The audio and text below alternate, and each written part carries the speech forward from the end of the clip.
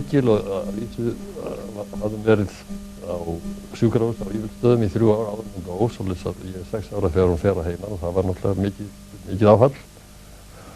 Og nú maður átti náttúrulega alltaf vona að hún kæmi aftur, svoleiðis að maður lifði í voninni en síðan náttúrulega þegar þessu lauk þá náttúrulega var þetta það var náttúrulega einhvers konar mjög sterk höfnatilfinning og einhver svona tilfinningum að ég hefði verið svikinn, að lífið hefði svikið mig eitthvað sem var búið að heita mér og svoleiðis. Og þetta hafði áhrif sko svona út af við, ég var nú baldinn sem barn, svona hafði alltaf verið, en þetta fór út í eitthvað uppreist gegn mínu umhverfi, gegn þjóðfélaginu. Ég gerðist leiðtogi fyrir svona óaldaflokki stráka, við kallum okkur Hróahatt og hans menn og vorum köfnið sitt nafn og stunduðum rán og þjófnað og alls konar alls konar óknytti sem voru náttúrulega mjög illa séðir í Laugarnesinu. Þetta var nú lítið samfélag þarna inn í Laugarnesi þá, þetta var svona utan við bæinn. Og það er ekki fyrir ég 12 ára að maður úr KFUM í Reykjavík, hann stofnar KFUM-deild í Laugarnesinu. Friðrik Ólafsson hét hann dó nú ungur, hann var bróðir Felix Kristnibúð og séra Guðmundur Ólafsson í Skálholti. Og gerði með sínu trúnaðarmanni og þá breyttist allt saman, þá varð ég eftir góðu drengur. Já, en hvaða persóna heldur hafa haft mest áhrif á þig ævina? Já, það er nú erfitt að segja, það er nú það sko. Það eru margir sem hafa, eða þónokkuð margir sem hafa breytt mínu lífi, til dæmis kennari sem ég hafði í Laugarnesskólanum. Ég kom nú mjög seint í skóla, ég fór ekki í barnaskólanum fyrir 8 ára og var einlega í læs og var fæðingartossi fyrstu 3-4 árin. Var 1 ár í miðbæðaskóluna því við vorum tekið með lögregluvaldi börnin og sett á barnaheimili þegar frænka mín sem sá heimilið fékk berkla líka. Og var sem sagt mann ég fram á 12 ára aldur var ég algjör fæðingartóksi. Svo tekur þessi maður, kemur ég í bekki á þessi manni, hann hét Magnús Sigurðsson, var því að skólastjóri og rak heimili fyrir afvegaleiddar stúlkur, Bjarg held ég að það heitið. Og hann fekk einhvern veginn, hann sagði mér nú seinna að það verið út af nafnu bara, því faðir hans hét Sigurður Magnússon og var læknir á Patreksfirði. En allavega hann bara lagði svona alúð við mig og fekk mig í fyrsta sinn til að lesa upp eitthvað stíl sem ég hefði gert vorið þarna í skólanum. Og með þeim afleiðingum að bara ég tók við mér og næstu 2 árin lagði ég mig þannig fram að ég fór út eftir úr Laugarnesskólanum á fullnaðarpróf og það var algjör umskipti. Annar maður sem hafði sem hvatti mig áfram til náms og allt af því faðir minn vildi alls ekki færa læra, hann vildi að ég bara færa að vinna fyrir mér þegar ég var í fermdur. Hét Hjálmar Ólafsson, hann var konrektor setna í Hamrafríðarskólanum og bæjarstjóri í Kópavogi. Hann hvatti mig alla mína öll þessi ár þegar ég var og hvatti mig til þess að fara bak við föður minn til þess að fá eingöngu í Ingimarsskólanum og allt svoleiðis. En þegar dæmið er gert upp þá býst ég nú að sá maður sem hefur haft dýpst og varanlegust áhrif með að hafa verið Sigurbjörn biskup. Ég kynntist honum þarna ungur í KFUM, hann kom þar oft og talaði og ég man enn þessar ræður hans, þær voru svo sérstakar og einhvern veginn og ég fékk hann svona sem einhvern fyrirmynd all mín unglingsár allavega og langt fram á fullorðinsár og það var til, ég var í þessum, ég stofnaði hann á fyrstu kristilegu skólasamtökin í landinu og var ritstjóri Kristilegu skólablaðs sem kemur út enn núna, 55 ára gamalt og þannig að ég var í þessu kristilega starfi hérna mörg ár og ég man að fyrsta svona blaðamannsstarfi sem það var viðtal við Sigurbjörn í Kristilegu skólablaði 45. Já. En hvað heillaði þig við hann sem persónu og mannesku? Það var nú bæði bara andagifti, hann var einstaklega vel máli farinn, hann flutti mjög vel, hann var til þess ekki hvað hann flutti sitt máli vel. Og bara hvernig hann lagði út af textum biblíunum. Ég fannst þetta var einhvern veginn svo jarðbundið nálægt okkur, hann gæti alltaf hvaða guðspjall sem hann tók, hann gæti alltaf dregið það einhvern veginn inn í okkar daglega umhverfi og daglega líf þannig að þetta var lifandi fyrir manni. Ég fannst hann hafa alveg sérstakt lag á því og svo bara, hann var náttúrulega mikið stílist og þetta bókmenntalega sem hefur sennilega að gerjast í mér, það hefur fundið einhvers konar hljómgrunn þarna og nú svo kenda mér í guðfræði til 2 ár og svolítið að ég býst nú við að það sé hægt að segja það. Nótt sér að Friðrik gamli Friðriksson í KFUM var líka svona áhrifaldur, hann kom, ég kynst honum sent á ævin, hann var honum mjög gamall þá og þau voru ekki eins varanleg þau áhrifin en hann er náttúrulega þessi mönnum sem man vel eftir. Já, segðu mér örlítið frá honum. Hann var sko einn af þessum sérkennlegu mönnum sem var sko trúað svona innilega lifandi trúaður á Guð og ég reyna líka hann verið hálfkatólsk, María var eitthvað, Ólafur Helgi og eitthvað fleiri sem voru svona í kringum hann, en hann var nú alltaf lútherskur prestur og hérna, en var germótaður af klassískri menningu. Þannig hann talaði nú latínu eins og stegið móðurmál og var hérna að semja nýyrði á latínu og lifði í þessum heimi í fornaldarna, bæði heimi Grikkjana og Róverjana, og það virtist ekki, sko, þetta var í algjörri sátt, hans kristna samfæring og hans predikun og allt það, og síðan þessi hundheimur, hans Róverja og Grikki, og þetta var allt í sátt. Og einhvern veginn fannst mér, af því við hafðum nú orð fyrir það í KFUM að vera mikið, það sem myndi vera kallað kannski í dag bókstafstrúarmenn, þess að við vorum mjög heitt trúðar, fórum helst ekki í bíó og alls ekki á dansleiki eða slíka hluti. Þá var hann einhvern veginn, hann hafði þetta frelsi, ég skrifaði nú grein hann í bók sem kom út hann á látnum og kallaði ímynd hins kristna frelsis. Hann sko svona ytri boð og bönn virtist ekki skipta neinu máli, sko. Það var nú svo einu sem fekk að reykja í KFUM, hann reykti vindla allan tíma þó var algjörlega óskrifuð lög, það var ekki bannað en það var óskrifuð lög að maður reykti ekki, en hann fekk að gera, hann var alveg sérstaklega. Svo hann naut bæði svona forréttinda sem náttúrulega stofnandi félagskaparins og bara hann var þannig persónuleiki, honum leiðist svo margt sem okkur hérna lítiltrúðum leiðist ekki. Ég ætla nú ekki að ræða neitt sérstaklega við trúmál, en hefurðu kastað trúnni? Nei, en það er náttúrulega maður breytist og hérna, ég, sko, eftir ég fór til Grikklands þá kynntist ég Austurkirkjunni miklu betur og ég nú miklu hallari undir hana, sko. Það er allt aðrar áherslur. Austurkirkjan sillir saman andstæðunum lífi og dauða og sko allt sem Guð hefur skapað er heilagt og lifandi og all röskun á sköpunarverkinu er dauðasinn. Rómverska kirkjan eða Vesturkirkjan, hún er mótuð af þessari lagaáráttu Rómverja. Það er sekt og synd, sakleysi og sýkna og allt þetta svona, þessi lagalegi þáttur í kristinni trú eða í biblíunni, í lögmálinu. Mér finnst það að verið í fyrirrúmi hérna frá allir þessi voðalega syndajátningar og fyrirgefning og allt það. Það er sko í bakgrunninu hjá Austurkirkjun, það er lífið eða dauðinn. Það er svona manngæfara finnst mér heldur en þetta hjá okkur. Já, fríðarhugmyndar þínar þær hafa svona elst með árunum. Jú, það gerði það og hérna, jú, því þegar ég var þarna fyrst í Grikklandi, sko rúmlega 20, þá voru miklar erjur eða mikla víðsjávar út af Kýpur í Aþenu, sko, og þá var ég svona stúdent með háskólanum og við lendum í alls konar svona demonstrasjónum og það var spreyta á okkur hérna vatnjúbrunabílum og svona og þá smitaðist ég að þessu svona þessum, já, bara, ég veit ekki hvað, já, andúð á valdinu. Ég held það sé eitt sem hefur alið með mér, alveg frá því ég man eftir mér. Allt vald, hvort sem það hægri eða vinstri, allt vald er einhvern veginn mér, ég kann ekki við það fer í mig og ég er alltaf andstæður því og það er kannski, að því leyti er ég kannski, eða ekki að hafa verið góður blaðamaður, því ég lít svo á að blaðamenn eigi að hafa nákvæmlega þessa einstillingu. Hvar sem valdið er, hvort það er hægri eða vinstri það, þá á blaðamaðurinn alltaf að vera sá sem er að veita því aðhald og gagnrýni og sem að tala fyrir munn hins almenna óbreytta borgara og vera alltaf óflóksbundinn. Það er nú, ég hef nú bent á það nýlega í grein, sko, að það er náttúrulega algjör siðleysi hér að ritstjórar allra dagblaða eða margra dagblaða og forstjórar fjölmiðla skuli vera flokksbundnir. Það er hvergi til í nágrannalöndunum ekki einu sinni blaðamenn sem vinna við alvarleg blöð að þeir séu meðlimir í flokkum, sko. Þetta hefur verið svona eitt af því sem ég hef haft með mér og meðal annars frá Ameríku. Ég lærði svo margt mjög nytsamlegt í Bandaríkjunum þessi 3,5 ár sem ég var þar. Já. En við verðum aðeins að víkja Grikklandi.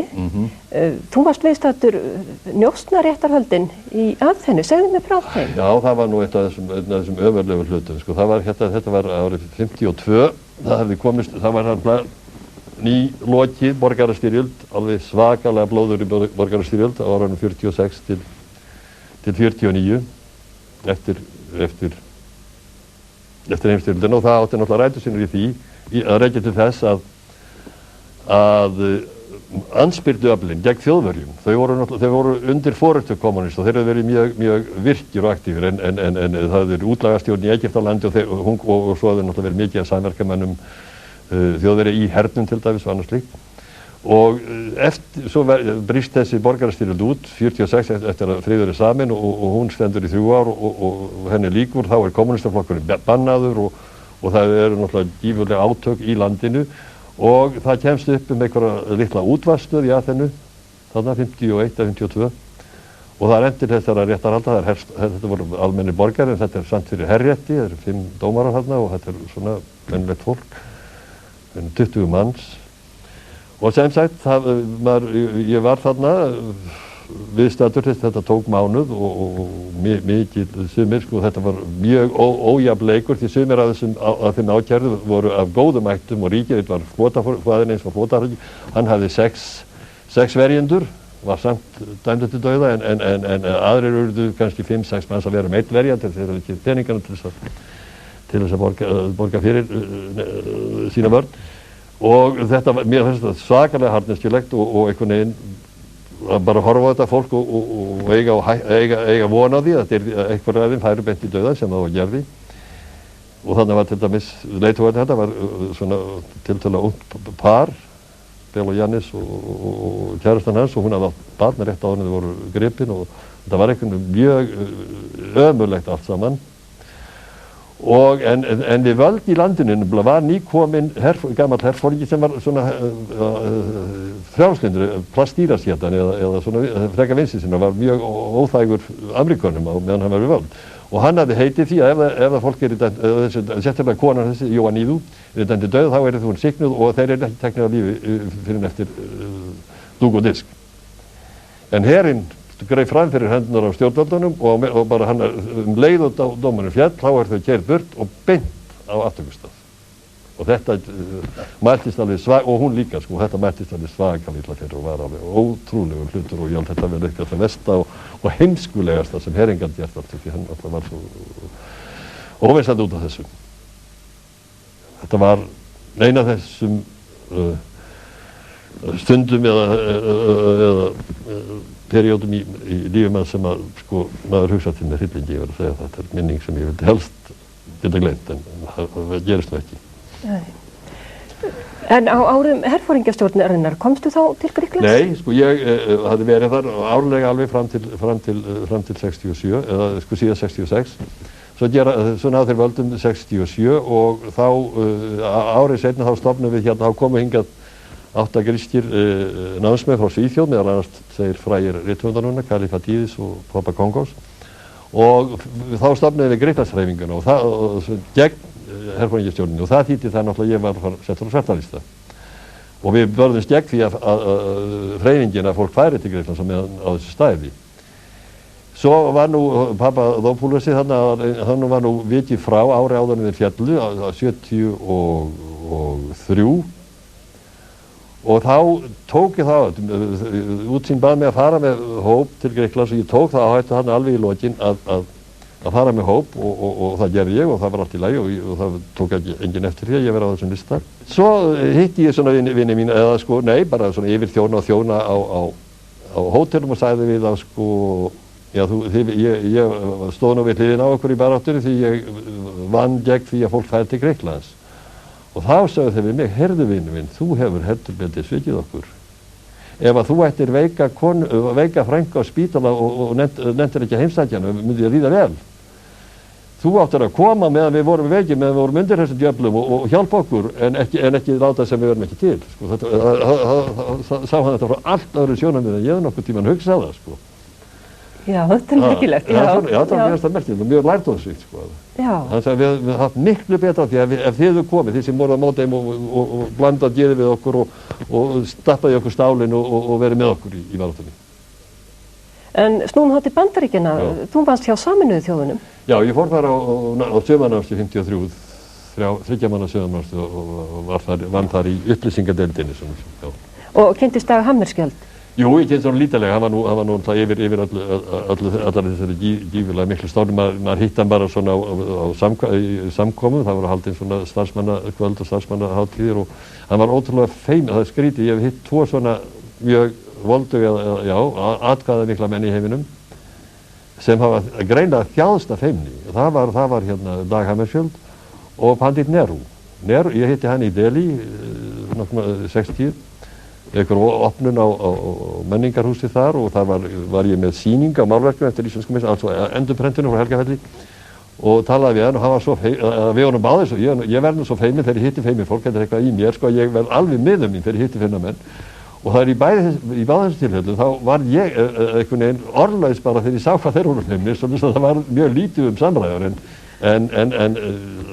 Hammarskjöld sem að fylgdi svona með honum og hann var einn af þessum mennum sem að einhver merkastir maður aldanna finnst mér sko alveg og það sko ljómaði af honum bæði manngæskan, lítillætið, hófærðin og allt það sem prýða má góðan dreng sko. Nehru var kannski aðeins svona, hann var svona, ég ekki viðskotað illur kannski en hann var svona snöggur upp á lagi stundum og ég sá það tvisvar við þetta tækifæri eða sko hann var náttúrulega allir á eftir og allir myndan og svona og honum illa við svona í fjölmenni þar sem allir voru á eftir og svona, sko, það tók maður eftir með að sjá það. En sko, kannski það stjórnmálur sem ég hef fallið best við að þessum svona alþjóð, það var Golda Meir. Hún var sko utanríkisráðherra og síðan forsætisráðherra Ísraels og ég heimsótti hana í Ísrael 61, áður en Eichmann-réttarhöldin hófust og svo kom hún hingað og við erum miklu mátar. Hún sett undir mig bíl og keyrði mig allt Ísrael sem tók ekki 2 daga, sko, þetta er svo lítið land. En hérna, hún einhver yndislegasta kona sem ég hef svona fyrirhitt úr þessum hópi, sko, svona ljúf og hérna, og mikið humoristi, hún var nú frá Chicago uppræðanlega, svona, og eina af þessum fáu stjórnmálakonur sem mér hefur sko fundist vera, sko, hafa þess útgist um þetta sem, að þessum voldverið stjórnmálakonur, sko. En þú heitir líka Eleanor Roosevelt. Já, ekki maður glemma það. Hún var náttúrulega ekki beint stjórnmálakonur, hún var önnur af sömu gerð og Golda Meir altså. Ótrúlega hlý, hún var nú gift voldugast, hafði verið gift voldugasta manni veraldar þannig þegar ég hitt hana 53. En sko hún var svo gersamlega laus við allt sem hét að finna til sín, sko var svo alþýðleg og elskuleg og blátt áfram.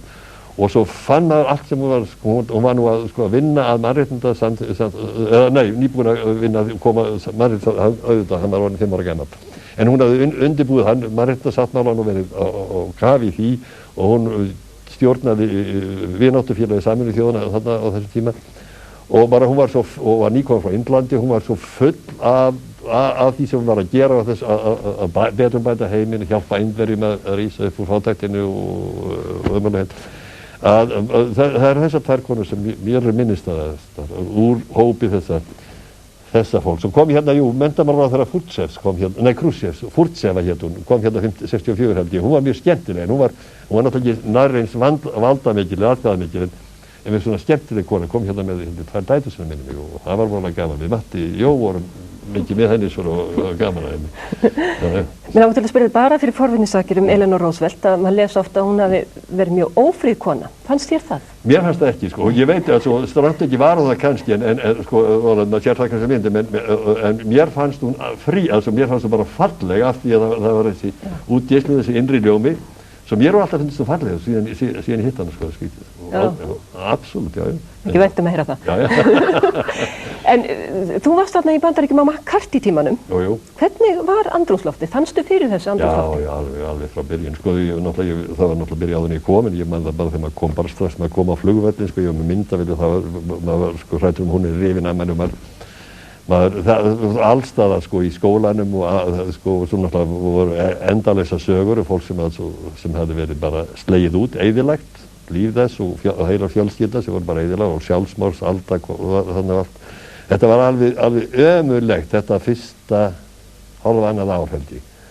Svo gerða þá dellu sko að ráðast á herinn og þá, sko, Eisenhower hafði aldrei þorað að taka á hann, aldrei þorað að snerta hann, eða þeir sem voru við völdi, en þegar að herinn var fyrir árás, þá rifst þeir upp og þeir réðu gamlan lögfræðing frá Boston og hann var tekinn í karphúsi heldur betur. Það var sjónvarpað við, ég vann sem beitingaþjónn í svona klubbi neðst niður á Manhattan og það var sjónvarpað og það var frá morgni og allan daginn var sjónvarpað réttarhöldum alveg hreint og maður sá hvernig hann var smánsaðan sko bara barinn niður og þegar réttarhöldun lauk þá var hann bara þá drakk hann sér heila 2 árum.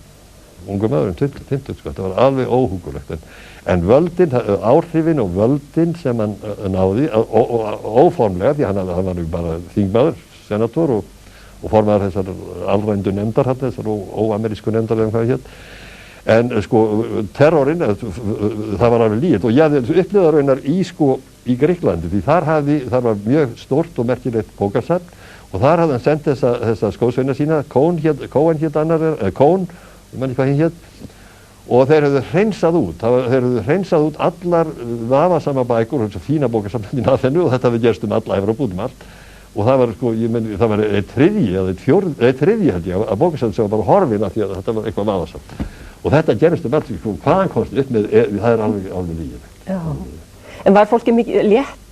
Létt, það var bara svo þungur fargi verið þetta, það var það. Þekktir þú einhverja sem fóru illa út úr þessu? Nei, sem betur fyrir þekkti, nei, ég kynntist nú engum beinliðin sem, nei, en ég heyrði marga, nei, ekki, og náttúrulega, þú veist náttúrulega þess að leikar úr Hollywood, Chaplin og fleiri sem eru að flýja og fleiri og nei, nei, sem fór illa út úr, nei, ég þekkti bara eitt sem fór vel út úr, svo það var Arthur Miller.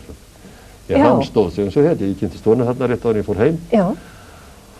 Og hann neitaði alveg, sko, Elia Kazan, leikstjórinn og leikstjórinn, sko, hann brast og sagði til sinna félag og alltaf og hefur aldrei, sko, þess vegna var ekki klappað fyrir honum þegar hann fekk Óskarinn núna síðast, sko, þeir munaði ennþá hvað hann gerði þá.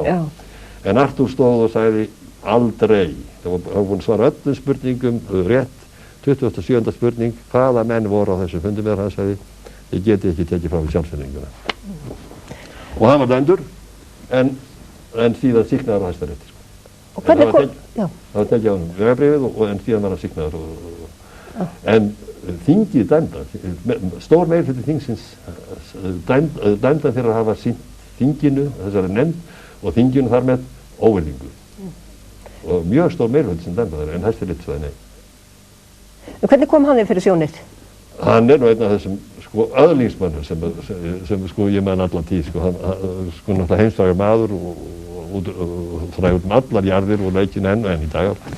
Hann var svo gersamlega laus við allt sem hétt pjatt eða sýndarmennsku, sko, hann var svo alveg ótrúlega svona bara venjulegur maður, sko, ég var svo hissað, sko, maður hélt að fræðin og ég tala ekki meðan ég satt hjá hann, sko, þannig við vorum að þýða grein sem við vist hérna heima sem hjálp honum að fá vegabréfið tilbaka, þá hringir Merlin í hann, sko, og þá var bara, hann var svo mjúkur, hann var svo elskulegur, það var svo gáðan að hlusta á þetta samtalera, þetta var svo sérkynlega,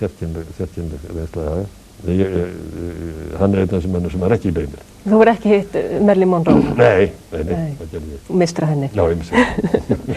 En aðeins Bandaríkinu, áhrif þeirra á þig? Já, ég var nú svo heppinn að lenda hann í skóla, hann var ekki stór það, hann er nú mjög frægur að vísu, New School for Social Research, það er alls konar fólk sem hefur verið þar, sko, hann var frægur aðalega fyrir listadeildina og líka bókundeildina, Harry Belafonte var einn af þessu nefndar rétt undan mér og fleiri, en hann hafði verið stofnaður af Evrópumönnum, sko, hann hafði verið stofnaður af gyðingum, aðalega gyðingum, flóttamönnum frá Þýskalandi, frá Ítalíu undan Mussolini og frá Rússlandi, það voru svona gyðingar úr þessum áttum. Og þetta var náttúrulega úrvalsfólk allt saman og svo síðan kallaði hann, hann hefði þannig að kennsla fóra aðalega fram á kvöldin, eftir 6, það var kvöldnámstíð svona. Þannig að hann var opinn líka fyrir hvern sem var, að fólk hafði komið inn, keypt sig inn á fyrirlestra þó að það væri ekki að nema, sko. Við vorum að nema og fengum svona, sko, punkta fyrir það sem vorum, en svo kom bara til þess að hlusta. Og hann kallaði svona úrvalsmenn frá Yale og frá Princeton og frá Columbia náttúrulega í New York og nálægum háskólum í kring sem komið niður einu sinni á kvöldi og höfðu þessi námskeið Svolítið að ég lendi þarna í klónum á einhverjum besta fólki sem hægt var að finna bara í Bandaríkjunum og ég lærði meira á þessum 2 árum við þessu skóla heldur ég hafði lært í mörg ár á mínu Flanderi Kaupmannahöfn og Stockholm og Aþenu og hér heima sko. Þessi 2 ár eru alveg sko, sérkafli sem ég bara dratt í mig allt sem þetta var og það var ekki lítið sko. Ég hef verið mjög kritískur, mjög gagnrýninn á opinbera aðgerðir eða stefnu Bandaríkjastjórnar en ég lít á Bandaríkja sem eitt af því besta sem ég fyrir mig kom, altså Bandaríkjadvölina sem eitt af því besta sem fyrir mig kom. Þú varst blaðamaður á Morgunblaðinu í allmörg ár. 11 ár. Já. Hvað svona minnisstæðast frá þeim tíma? Það var margt. Bjarni Ben tók við Morganum rétt áður en ég kom eða það leitist sem ég var að koma var þá aðalritstjóri svo kallaður. Og það var mjög fróðlegt að vinna með honum. Hann var vissu þekkti hann lítið til blaðamennsku, hann var náttúrulega ritverð og skrifaði mikið. Og byrjaði á því þegar hann kom að því hann hafði verið borgarstjóri, að hann sá að þetta var svona opið, það var svona glerbúr allt það sem við sátum, blaðamyndir, og þegar hann kom þarna fyrstu daginn og sá að annarhver stóll var auður, og menn voru ekki mættir á réttum tíma, þá lét hann sækja stólan og fara með það inn á skrifstofu til sín og svo áttu blaðamyndir að sækja það sko, og fá eitthvað áminningu. Sko, hann hélt að blaðamennska væri eins og skrifstofustörf og bæjarskrifstofur, sko, maður eitt bara að sitja í sínum stól og þannig það. En við komum nú mjög fljótt honum í skýringum að blaðamennska væri allt annað en skrifstofumennska og við værum að afla fréttum allt og gætum ekki verið alltaf þannig á okkar stól og þetta lét hann gott heita og reyndi það ekki aftur. Nú, hann reyði því að ég var ráðinn alltaf sem eða sem bókmenntagagnrýnandi þarna við hliðina á Kristjáni Gummasyni. Okkur var nú ekki mjög vel til vina, hann var eitthvað óánægður með hvað ég var lítið jákvæður í hans garð, svona hann hafði þýtt eitthvað. Hann kvartaði við Bjarnamanni ekkert tímann og yfir þessu og sko, það var menn höfðu þessa gömlu hugmyndum að menn voru unnu saman eða voru samherjegstaðar þá ættu menn bara að ausa hver annan lofi, sko, það var þessi, já. Og Bjarni kallaði okkur fyrir sig og ég sagði hann bara mína menningu og Kristján sína og Bjarni sagði, já, nú Sigurður, þú stendur náttúrulega, þú skrifar það sem þér finnst og þú stendur náttúrulega við það, já, ég sagði, já, og þá bara heldur þú áfram og við látum þessu lokið og þá fekk ég, sko, hann tók af skarið að ég skrifaði undir fullu nafni og ég hefði leyfi til þess að segja það sem mér fyndist og ég þurfti ekki verið að taka tillit til þeirra sem unnu með mér en eins og það fannst mér vænt um. Nú, hann kom til líka inn þarna á sínum tíma sem var merkilegt af því hann var nú sjálfur á þingi alltaf. Það hefði alltaf verið lenska fram að þeim tíma að þessar þingfréttir voru bara endursagðar ræður sjálfstæðismanna, sko. Já. Hann kom því inn að þingfréttir ætti að vera útdráttur úr öllu sem sagt á þinginu en ekki bara einn hliðin. Þannig að hann var sko og var að reyna sko að opna blaðið. En sko þegar ég tók í lesbókin þá bjó ég til þetta sem ennir til á lesbókin sem heitir Rapp og ég fór að skrifa það svona og skrifaði um allt mögulegt og var oft náttúrulega dálítið harður eða gagnrýninn og það urðu ógurlega mikið lætið innan flokksins skilst mér og á ritstjórnin alltaf og síðan var þetta gresjað, ég fekk að skrifa aðra hverja viku og síðan þriðju hverja viku og svo á 15 ári var ég komin og fekk ég að skrifa einu sinni í mánuð og svo mér sagt 3 mánuðum fyrir bæjarstjórnarkosningar 67 að nú skildi ég fá mig frí og á fullu kaupar til þess að mér ekki kennt að vill að færa í kosningum og svona og sko ég sagði náttúrulega við Matthías þetta náttúrulega bara uppsögt, þú veist það sem blaðamaður, þetta náttúrulega kom frá Bjarna, það vissi ég.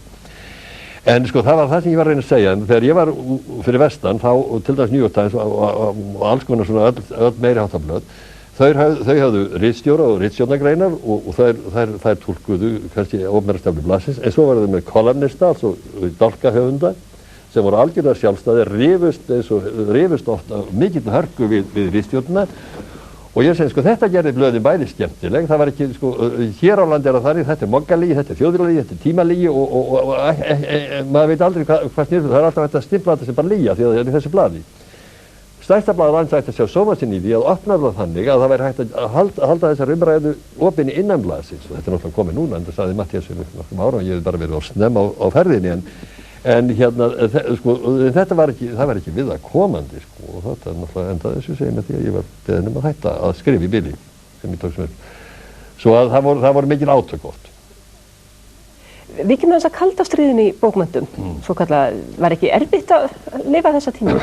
Jú, það var það aldrei, það var það nú, en jú, það voru náttúrulega þessi skipti, sko, að náttúrulega Þjóðviljinn skrifaði aldrei almennilega einn hægri mann, og svo að Matthías eða eina af þessum hægri skáldum og Morgunblaðið helst ekki neina vinstri menn, en þetta var náttúrulega eitthvað að breytast, og ég náttúrulega reyndi að skrifa bara það sem mér þótti gott, og ég man að það var einu sinni, hann er nú látin Eyjólfur Konráð, hann var mjög sár út, hann var þá forstjóri Almenna bókafélagsins áður en hann tók við ritstjórastarfi Morgunblaðs, og hann held sér eins og yfir svona avísund við skál að hvernig ég leyfði mér að vera að hæla þessu rusli sem kemur frá mál og menningu, sko. Og svo lýsa þetta, þetta var svona, þetta var og náttúrulega við Matthías fengum alveg svakalega út alltaf í Þjóðviljanum, þegar við birtum okkar ljóðabækur og fyrstu bækur, sko, svo þetta, þetta var svona,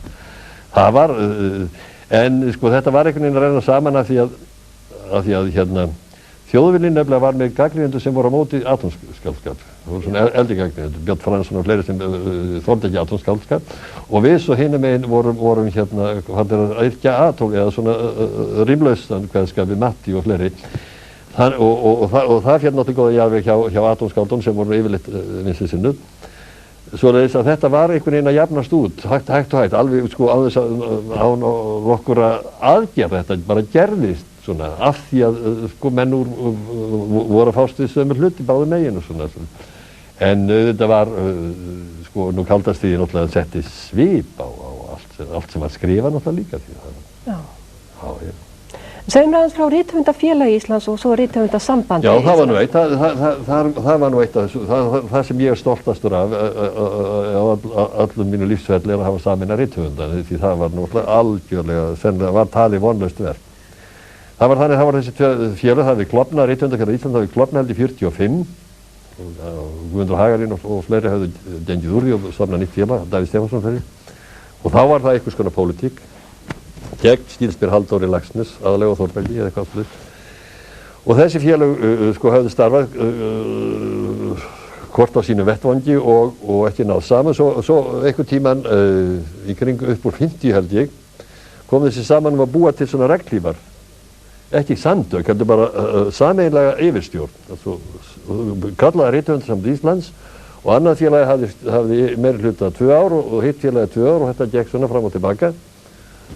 Og þetta var búið að ganga svona og Einar Bragi var formaður manni 69 og hélt á stórt rithöfundaþing og þá var ég fundarstjóri og lét mér þetta í huga að fá samþykkt að tillögu sameiningu félagana og það var samþykkt með miklu meirihluta en aldrei gerðist neitt. Svo ég kosin formaður í Rithöfundafélaginu, Félag Íslands 71 og þar í 1 ár og þá komið okkur að taka við Rithöfundasambandið þessu gamla. Svo ég fer þar inn sem formaður og tek við að Matthíasi sem hafði verið formaður 2 ára undan frá hinu félaginu og sagði við þegar ég tók við þessu, jæja, þetta verður nú í síðasta sinn sem höfum þetta formað þessu og ég man að Matthías sagði við mig, þú sameinar aldrei þennan hóp, það er aldrei, og Elías Mar kom til mér og sagði líka, þetta fyrir huga að setja sameina þetta fólk, þú ert alveg, þú ert nú bláið þar en í hjartinu mitt. Nú þetta tók þessi 2 ár, ég átti að vera hann 2 ár og það var mikil átök og alveg ótrúleg og það voru sett að nefndir frá báðum félögum og við reyndum að koma okkur saman og það gekk ekki. Þá loksins ákváðum við að reyna að efna til atkvæðagreiðslu með allar rithöfunda. Og það var gert og það var náttúrulega yfir 70% af rithöfundum sögðu já, við viljum sameiningu. Og ég var þá búinn að ganga frá því við Norræna rithöfundaráðið sem ég var meðlimur í, að þeir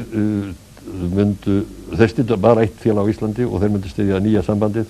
Við vorum búin að ákveða að leggja niður okkar félag þegar sambandið kæmi og sem sagt og ekki skipti það minnstu máli að félagar og hinu félaginu sem voru áhrifamiklir eins og Matthías Jóhannesson og Jóhann Hjálmarsson og þessi menn sem voru hafðu verið í hinu félaginu svona áberandi þeir gengu til þess við okkur og kannski réði það uppslutum að Morgunblaðið og það fólk allt saman kom til þess við okkur en sem sagt þetta hófst og það var erfitt fyrstu árin en ég finnst árangurinn vera alveg ótrúlegur. og ég er stoltar af þessu nokkru öðru sem ég hef gert það. En víkjum aðeins að verkum þínum. Já. Hvaða verk þykir nú vænstum sem þú hefur skrifað eða verið ábyrgð á? Það er nú erfitt að segja. Ég býst, sko, vinsælustu veit ég er hérna Undir kaldstjörnu og það er kannski, jú, mér þykir mjög vænt bæði þessir tvö fyrstu kannski aðra, Undir kaldstjörnu og Moskva morgundagsins. Mér þykir mjög vænt Indlandsbókina.